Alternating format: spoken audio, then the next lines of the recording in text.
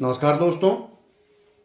आपको पता ही है कि सभी मुख्य परीक्षाओं में, चाहे यूपी पीसीएस का हो, चाहे किसी राज्य पीसीएस हो या आईएएस हो, और सहायक कुल सचिव में भी योजनाएं एवं कार्यक्रम मेंस में महत्वपूर्ण प्रश्न के रूप में आता है। सहायक कुल सचिव के तीनों परीक्षाओं में 20 अंक के योजनाएं एवं कार्यक्रम आए हैं।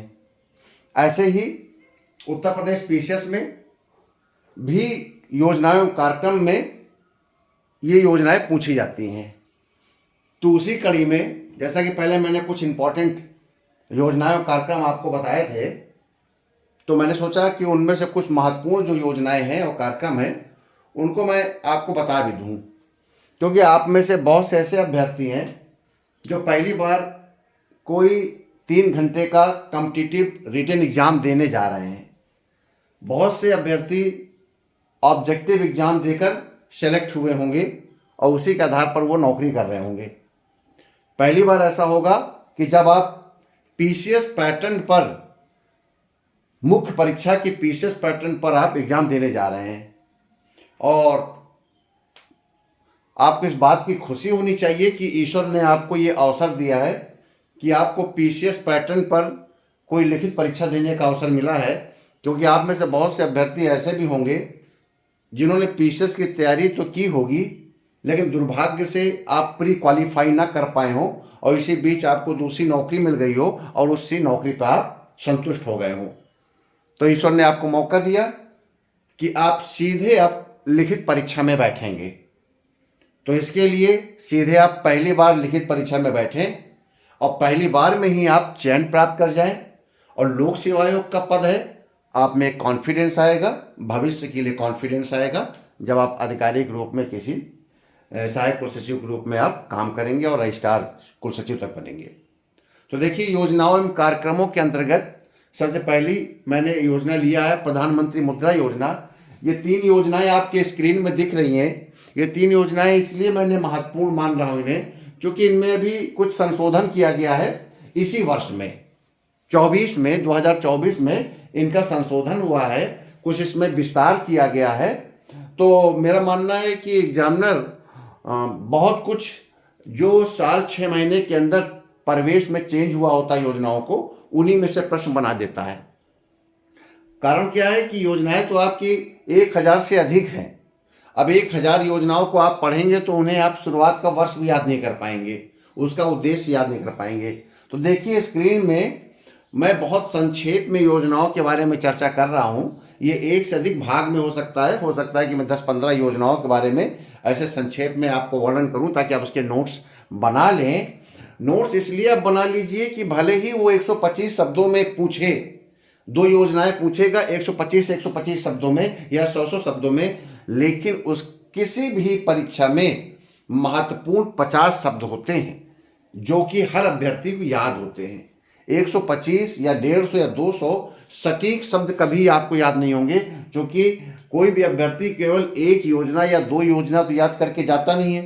कम से कम 25 से 30 योजनाओं को अपने दिमाग में रखता है कि अगर ये आ जाएगा तो मैं बता दूंगा, लिख दूंगा। लेकिन ये सोचिए कि 50 योजनाओं को, उसका उद्देश्य, उसका प्रारंभ, उसकी प्रगति, आच्छादित क्षेत्र अगर ऐसे याद करेगा तो फिर कठिन हो जाएगा, वो फिर योजनाएं ही याद करके रह जाएगा। ठीक है, तो देखिए, संक्षेप में मेरी कोशिश ये है कि महत्वपूर्ण बिंदु उसके अंतर्गत आ जाएं।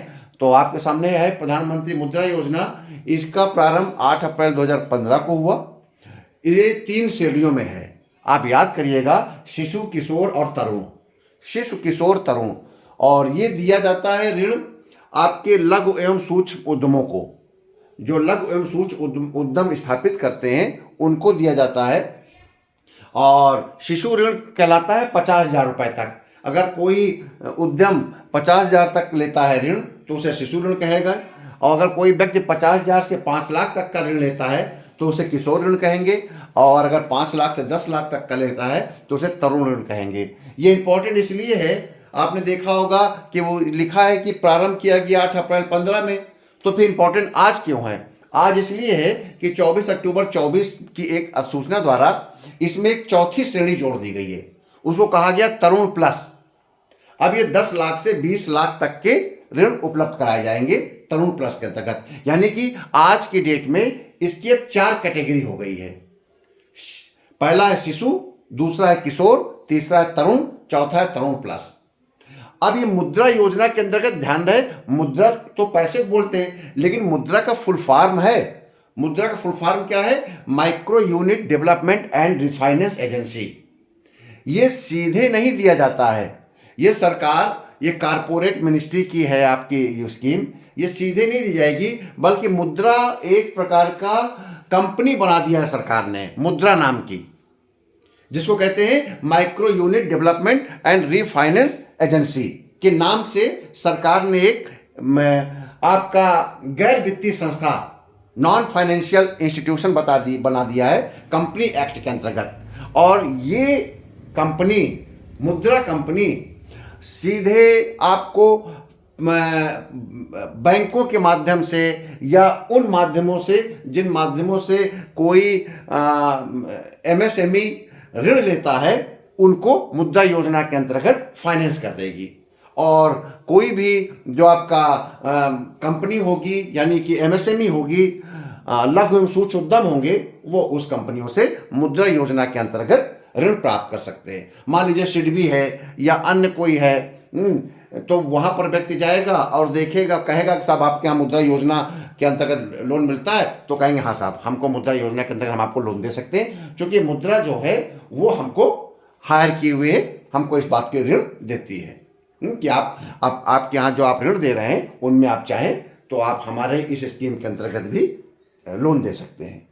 ठीक है, तो आप ये मुद्रा योजना समझ गए। अब आता है पीएम इंटर्नशिप योजना। यह भी इंपॉर्टेंट योजना है, क्योंकि यह भी 3 अक्टूबर 24 को पायलट परियोजना के रूप में स्वीकार की गई है। और आपको पता है कि एआर की परीक्षा, एआर का फॉर्म सितंबर में रिलीज हुआ था। तो अगर पेपर सेटर सितंबर से लेकर फरवरी तक के या जनवरी तक के स्कीम को पकड़ेगा, तो 3 अक्टूबर 24 का पीएम इंटर्नशिप बहुत महत्वपूर्ण योजना है। ऐसे ही पीसीएस मेंस के भी अभ्यर्थी ध्यान रखें, जो बच्चे पीसीएस मेंस लिख रहे हैं, तो वह भी इन योजनाओं को बहुत ही गंभीरता से लेकर जाएं पेपर में, क्योंकि इनमें से प्रश्न जरूर आएगा। तो 3 अक्टूबर 2024 से पायलट परियोजना के रूप में स्वीकार किया गया था। इस योजना में भागीदार कंपनियां इंटर्नशिप के लिए चुने हुए युवाओं को 6,000 रुपये इंटर्नशिप हेतु प्रवेश करते समय देती हैं। ये योजना क्या है? सरकार ने कहा कि ऐसे अभ्यर्थी जो हाई स्कूल हैं, आईटीआई हैं, डिप्लोमा लिए हैं, पॉलिटेक्निक के डिप्लोमा लिए हैं, 21 साल से 25 साल की आयु के बीच में हैं और बेरोजगार घूम रहे हैं, तो उनको कंपनियां अपने यहाँ नियोजित करेंगी, 1 साल के लिए काम सिखाएंगी। इंटर्नशिप का काम ही होता है कि उसके अंतर्गत कंपनियों के द्वारा, कारखानों के द्वारा काम सिखाना। तो वो कंपनियां, वो कारखाने आपको काम सिखाएंगे। अब काम सिखाएंगे तो आपको कुछ पैसा मिलना चाहिए। तो सरकार ने कहा कि जब चयनित हो जाएंगे ऐसे अभ्यर्थी, उनकी आर्ता बता दी गई है कि आयु हो 21 से 25 वर्ष के बीच, वो कम से कम हाई स्कूल पास हो या आईटीआई हो या कोई डिप्लोमा लिए हो या सामान्य स्नातक हो, बशर्ते प्रोफेशनल डिग्री ना हो। प्रोफेशनल डिग्री लेकर अगर आप जाएंगे तो आपको नौकरी नहीं मिलेगी। आपने अगर एमबीए लिए हुए हैं, आप आईआईटी हैं, आप इंजीनियर हैं, आपने कोई लॉ की डिग्री ले रखी है, तो ऐसे अभ्यर्थी इसके लिए एलिजिबल नहीं होंगे। ये केवल डिप्लोमा, स्नातक, हाई स्कूल 21 से 25 वर्ष और उनके परिवार की आयु 8 लाख से कम हो सालाना। माता पिता, पति पत्नी, इन्हीं से परिवार बनता है, ठीक है ना। तो अगर उनकी 8 लाख से कम है आय, तो इसके लिए एलिजिबल होंगे। इसका सरकार का उद्देश्य ये है कि 5 साल में 1 करोड़ युवाओं को 500 बड़ी कंपनियों में इंटर्नशिप दे दिया जाए। ये एक प्रकार से, जैसा कि सरकार बेरोजगारी भत्ता पहले फ्री में बांटती थी, तो ये फ्री में नहीं होगा, बल्कि उनको काम सिखाया जाएगा। और इसमें यह भी है कि आप जब भी कोई व्यक्ति इंटर्नशिप के लिए एलिजिबल होगा, तो जब उसका एडमिशन होगा उस कंपनी में, तो उसको 6,000 रुपये एकमुश्त दिए जाएंगे एडमिशन के समय उस अभ्यर्थी को, उस इंटर्नशिप आपके कैंडिडेट को, ठीक ना। तो इंटर्न को दिए जाएंगे 6,000 रुपये और हर महीने साल भर 5,000 रुपये प्रति माह दिया जाएगा। अब 5,000 में से 4,500 तो सरकार का कंट्रीब्यूशन होगा और 5 रुपये उस कंपनी का कंट्रीब्यूशन होगा।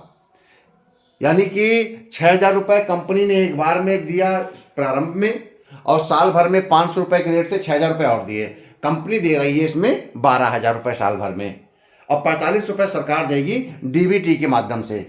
ठीक है, डीबीटी आप जानते हैं, हर जगह डीबीटी हो गया।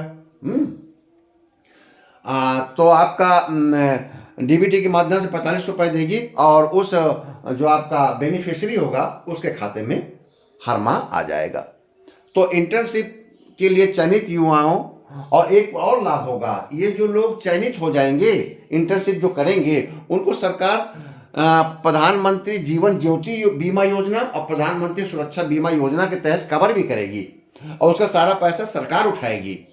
तो अब देखिए, सरकार की सबसे अच्छी नीति है कि अगर कोई व्यक्ति बेरोजगार घूम रहा है तो 1 साल में जब वो किसी कंपनी में काम करेगा तो उसका एक प्रकार 1 साल लगातार काम करने पर वो काम करने का इच्छुक है, तो वो उस काम का स्पेशलिस्ट हो जाएगा, हुनर सीख जाएगा काम, साथ ही साथ उसके जीवन की सुरक्षा भी हो जाएगी, उसके एक्सीडेंटल सुरक्षा भी हो जाएगी, उसकी लाइफ से भी आपके इंश्योर्ड हो जाएगी, और उस कंपनी के कामों के बारे में जानकारी मिलेगा, और साथ ही साथ उसे 60,000 रुपया साल में एक मुश्त मिलेगा, और 6,000 रुपया प्रवेश मिलेगा, यानी कि 66,000 उसको भी साल भर में पैसा मिलेगा, और काम भी सीखने को मिलेगा। लोग पैसा देकर काम सीखते हैं। ठीक है, तो अगली योजना अब आती है आयुष्मान भारत प्रधानमंत्री जन आरोग्य योजना, ABPM जय योजना। ठीक है, आयुष्मान भारत प्रधानमंत्री जन आरोग्य योजना के बारे में आप लोग जानते होंगे, बहुत चर्चित रहती है, क्योंकि इससे हर व्यक्ति आच्छादित है। ये इम्पोर्टेंट इसलिए हो गया, प्रारंभ तो ये 2018 में हुई थी, लेकिन इम्पोर्टेंट इसलिए क्योंकि हाल में 70 वर्ष के आयु से अधिक बुजुर्ग लोगों को भी इसमें शामिल कर लिया गया। और खूबी ये है कि जो 70 वर्ष से अधिक आयु के उम्र के लोग हैं, वो उनकी आय चाहे कुछ भी हो, करोड़पति ही क्यों ना हो, वह भी इसका लाभ उठाएंगे निःशुल्क। परिवार के लिए तो 5 लाख रुपया सालाना आप लाभ ले सकते हैं, लेकिन बुजुर्ग के लिए, बुजुर्ग को परिवार में शामिल नहीं किया गया है, बल्कि 70 वर्ष से अधिक आयु का बुजुर्ग है वो परिवार से अलग रहकर भी 5 लाख रुपए का लाभ ले सकता है प्रति वर्ष अपनी बीमारी पर। तो कितनी बेहतरीन ये योजना है। ये योजना 5 लाख रुपए सालाना गरीब लोगों के लिए, परिवार को 5 लाख तक का स्वास्थ्य सुविधाओं का बीमा देने की योजना थी। अगर आपके परिवार में 4 लोग हैं तो 1 साल में आप 5 लाख तक का खर्च कर सकते हैं। अब 5वां व्यक्ति अगर बुजुर्ग है, 70 साल से ऊपर है, तो उसके लिए 5 लाख रुपया अतिरिक्त हो गया, यानी कि 10 लाख का कवर हो गया। आपके घर में 5 लोग हैं, अगर उसमें से एक व्यक्ति 70 साल की आयु से ऊपर है, तो उसकी आय कुछ भी हो, वो पेंशन पा रहे हों, वो प्रॉपर्टी डीलर हों, उनके पास कोई अधिक से अधिक पैसा हो, कोई मतलब नहीं, आय से उनका कोई मतलब नहीं, बुजुर्ग को सरकार 5 लाख तक का लाभ देगी।